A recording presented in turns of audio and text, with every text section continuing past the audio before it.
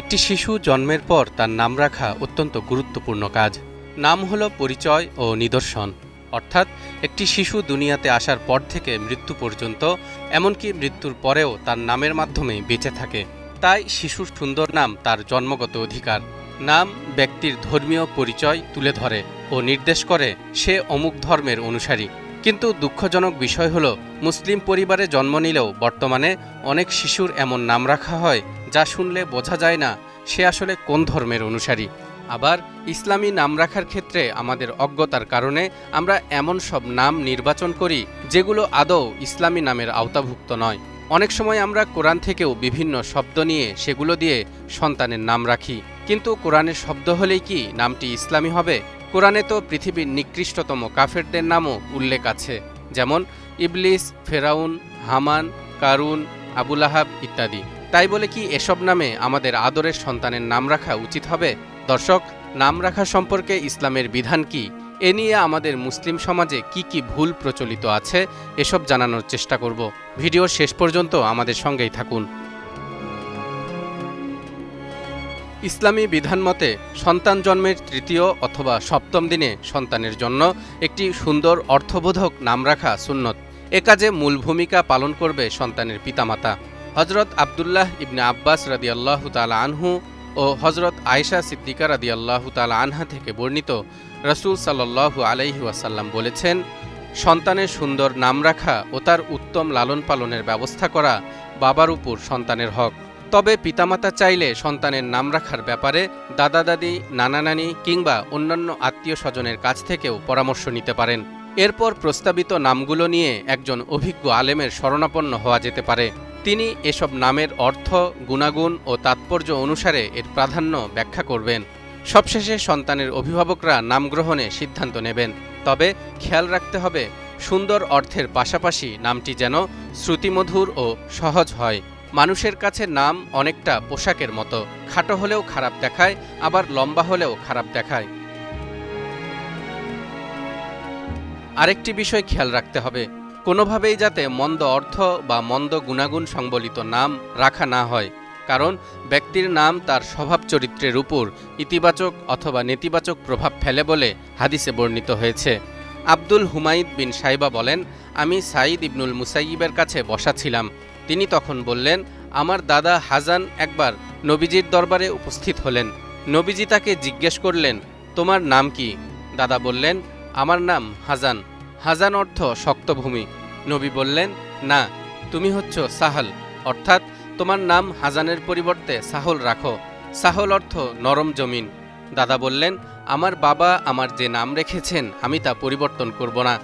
সাঈদ ইবনুল মুসাইয়িব বলেন, এর ফল এই হলো যে এর পর থেকে আমাদের বংশের লোকদের মেজাজে রূঢ়তা ও কর্কশ ভাব রয়ে গেল। হুদাইবিয়ার সন্ধির এক পর্যায়ে আলোচনার জন্য কাফেরদের প্রতিনিধি হয়ে সুহাইল ইবনে আমর নামে এক ব্যক্তি এগিয়ে এলো। তখন রাসূল সাল্লাল্লাহু আলাইহি ওয়াসাল্লাম সুহাইলের নামটি শুনে আশাবাদী হয়ে বললেন, সুহাইল তোমাদের জন্য সহজ করে দিতে এসেছেন, কারণ সুহাইল শব্দের অর্থ হচ্ছে অতিশয় সহজকারী। অনেকেই ভালোবেসে সন্তানের নামের সঙ্গে বাবা অথবা মায়ের নামের কোনো অংশ যুক্ত করে দেন। জানতে চান এক্ষেত্রে ইসলামের কোনো বিধিনিষেধ আছে কিনা? এ বিষয়ে ইসলামী বিধান হল, সন্তানের নাম মা বাবার নামের সঙ্গে মিলিয়ে রাখা জরুরি নয়, বরং নামটি সুন্দর হওয়াই গুরুত্বপূর্ণ।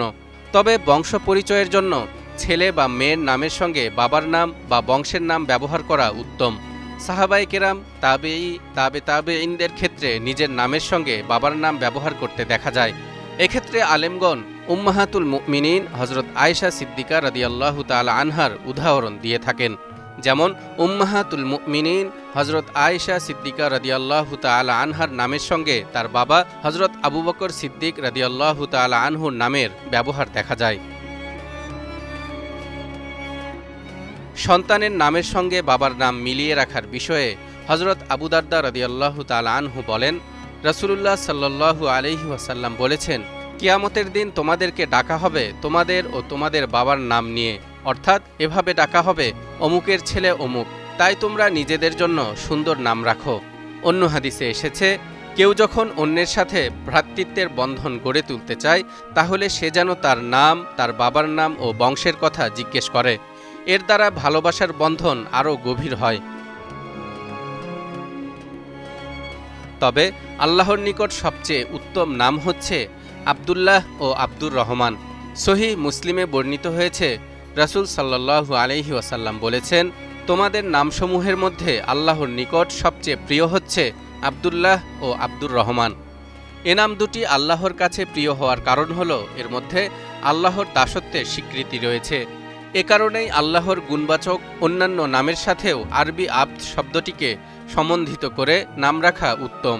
তবে এই আব্দ শব্দ ব্যবহার করে নাম রাখার ক্ষেত্রে আমাদের মধ্যে অনেক অজ্ঞতা আছে। যেমন আব্দুল কালাম, এর অর্থ হয় কথা বা বক্তব্যের দাস বা বান্দা। এটি কারও নাম হতে পারে না, কারণ আব্দ শব্দের অর্থ হচ্ছে বান্দা বা গোলাম। আমরা একমাত্র আল্লাহর বান্দা, তাই আল্লাহ ছাড়া অন্য কিছুর সাথে আব্দ শব্দ যোগ করে নাম রাখা ঠিক নয়। এমনকি আব্দুর রসুল বা গোলাম রসুল এমন নাম রাখাও উচিত নয়। সাহাবীদের মধ্যেও কারো কারো এ জাতীয় নাম ছিল। রাসূল সাল্লাল্লাহু আলাইহি ওয়াসাল্লাম তাদের নাম পরিবর্তন করে দিয়েছেন। এক সাহাবীর নাম ছিল আব্দুল হাজার বা পাথরের বান্দা। নবীজি শুনলেন তাকে আব্দুল হাজার বলে ডাকা হচ্ছে। তাকে ডেকে বললেন, তোমার নাম কি? সে বলল, আব্দুল হাজার। তখন নবীজি বললেন, না, বরং তুমি আব্দুল্লাহ বা আল্লাহর বান্দা। আমাদের বাঙালি মুসলিম সমাজে এমন বহু নাম আছে যেই নামগুলো শুনলে বোঝা যায় না সে আসলে কোন ধর্মের অনুসারী। যেমন বাংলাদেশে এমন বহু লোক পাবেন যাদের নাম বাবু, খোকা, মানিক, রতন, খোকন, রাজা, বাদশাহ, প্রিন্স ইত্যাদি। কেউ কেউ আবার তাদের সন্তানের নাম রাখেন প্রকৃতির সাথে মিল রেখে, যেমন আকাশ, সাগর, নদী, বন্যা, বর্ষা, হিমেল, শাওন, চৈতি ইত্যাদি। কেউ বা আবার নাম রাখেন বিভিন্ন রঙের নাম অনুসারে, যেমন নীল, সবুজ, গোলাপি ইত্যাদি। আবার এমন নামও পাওয়া যায় যেসবের আসলে তেমন কোনো অর্থই নেই, যেমন বুলেট, সনেট, বল্টু, পল্টু ইত্যাদি। এছাড়াও বর্তমানে আমাদের সমাজে এক শ্রেণীর অভিভাবক রয়েছেন যারা কোরআন থেকে নাম রাখতে পছন্দ করেন। বেশ ভালো কথা, কিন্তু কোরআনের যে শব্দ আমি নাম হিসেবে পছন্দ করছি তা কি আদৌ নাম হতে পারে কিনা সেটি জেনে নেওয়া জরুরি। তা না করে কোরআনের একটি শব্দ পেলাম, অমনি তা নিজের সন্তানের জন্য নির্বাচন করলাম, জানতেও চেষ্টা করলাম না এটা নাম হতে পারে কিনা বা এর অর্থ কি। এমনটি করা উচিত নয়। যেমন কোরআনে আছে, ওয়াকুর রব্বি জিদনি ইলমা। এখন এক ব্যক্তি তার এক সন্তানের নাম রাখলেন জিদনি, আরেক সন্তানের নাম রাখলেন ইলমা। জিদনি অর্থ আমাকে বাড়িয়ে দিন, আর ইলমা অর্থ জ্ঞানের দিক থেকে। এখন ভেবে দেখুন, এগুলো কি কারো নাম হতে পারে? সুতরাং কোরআন বা হাদিসের যে কোনো শব্দ নাম হিসেবে নির্বাচন করতে চাইলে আগে নির্ভরযোগ্য কোনো আলেমের কাছ থেকে জেনে নিতে হবে সেটা নাম হতে পারে কিনা। মহান আল্লাহ তাআলা আমাদের সকল বিষয়ে সচেতন হওয়ার তৌফিক দান করুন। তালহা ইবনে রেজা, নিউজ 24।